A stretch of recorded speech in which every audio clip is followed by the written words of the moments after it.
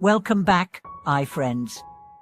I'm truly grateful to have you here, because what we're about to explore has the power to change everything, not just the surface of your life, but the very energy underneath it. If you've ever felt like you're trapped in patterns you can't escape, stuck in cycles of bad luck, toxic relationships, or emotional turmoil that never seems to lift, then today's journey might just be the key you've been looking for. We are going to walk through a powerful, step-by-step Buddhist guide that shows you exactly how to shift from negative karma to positive karma, not just by doing good, but by transforming how you think, how you speak, how you choose, and most importantly, how you see yourself. And now, let's be honest, karma can feel like a loaded word. It's often misunderstood as fate or punishment. But in Buddhism, karma simply means action and the energy that action creates. It's cause and effect, choice and consequence. Every thought, every word, every deed plants a seed. And those seeds grow. Some sprout quickly. Others take years, even lifetimes. But they all grow in the soul of your consciousness. So if you feel surrounded by weeds, negativity, regret, patterns that hurt you, it's not because you're broken. It's because somewhere along the way, you planted what you didn't realize would grow that way. The beauty of karma is that it's not fixed. It can change. You can start planting something new right now. Let's begin with the first step, recognition. You cannot change what you don't see. This means you must pause and look honestly at your life. Where are you suffering? What patterns keep repeating? What are your emotional defaults? Anger, fear, envy, guilt? What situations make you feel powerless? This step isn't about blame. It's about clarity. You are not your past actions, but you are the result of their energy. And that energy can shift once it's brought into awareness. Let's take Jamie as an example. Jamie always felt overlooked at work, in relationships, even among friends.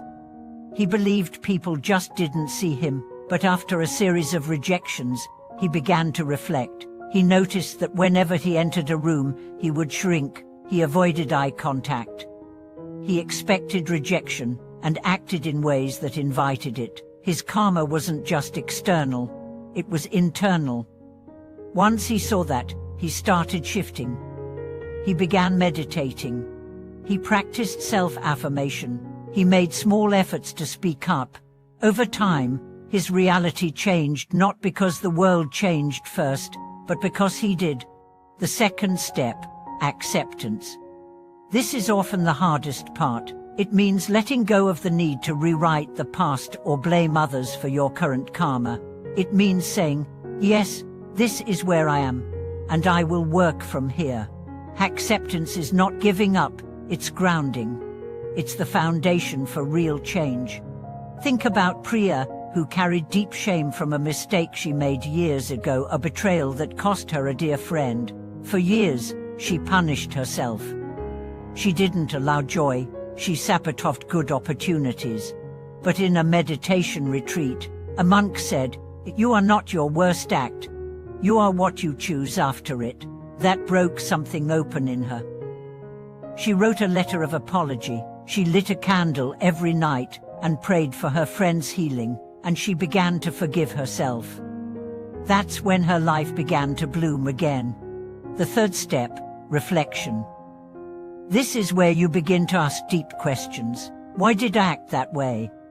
What was I afraid of? What belief was underneath my choices? This step is about uncovering the roots, not just the symptoms. Carlos had a pattern of lying in relationships, not huge lies, but small ones to avoid conflict.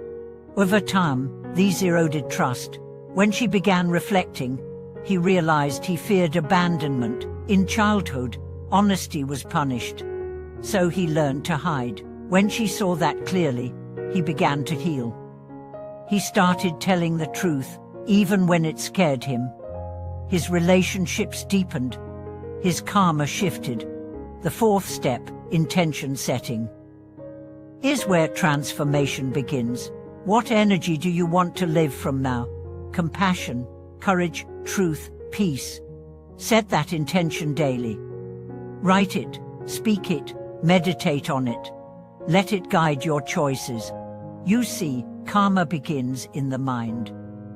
That's why Buddhist teachings say, Cetana is karma, intention is karma. Your new life won't come from forcing the world to change. It will come from changing the energy behind your actions. The fifth step, conscious action. Start doing things that align with your new intention, even if they feel uncomfortable. If you've created karma through anger, practice patience. If your past was shaped by fear, practice small acts of bravery. If you've hurt others through indifference, practice compassion even to strangers. These actions may feel awkward at first. That's normal. You're rewiring centuries of conditioning. But every act, no matter how small, plants a new seed, and that seed will grow. Take Selena. She used to gossip subtly, cleverly but often. It gave her a sense of power, but she noticed it always left her feeling hollow. So she made a vow, speak only what uplifts us or is necessary. At first, it was hard. She felt left out. But over time, her voice became trusted. People began to seek her out for wisdom. Her karma changed because her words changed. The sixth step, compassion and forgiveness. Toward others and toward yourself. This is essential. You will slip, you will stumble, so will others. But karma is softened through compassion. It heals through forgiveness. There's a story in Buddhism of Angulimala, a murderer who encountered the Buddha and changed completely. The Buddha didn't see the killer. He saw the suffering underneath. That recognition transformed Angulimala's karma not through punishment, but through awakening.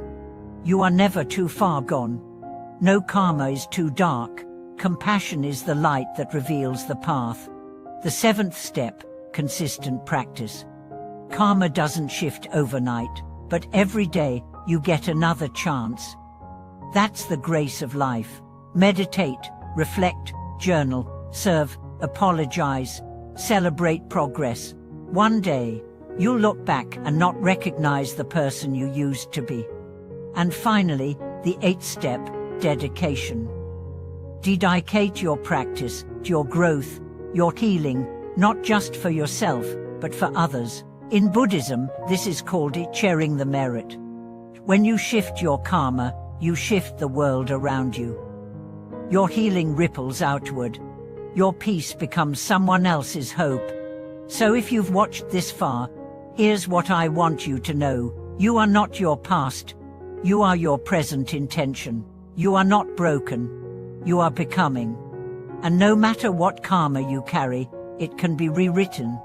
Not all at once, not without pain, but with awareness, with love, with action. Start today. Look at your life gently. Speak to yourself kindly. Choose your next step with clarity. The path is waiting, and you are not alone.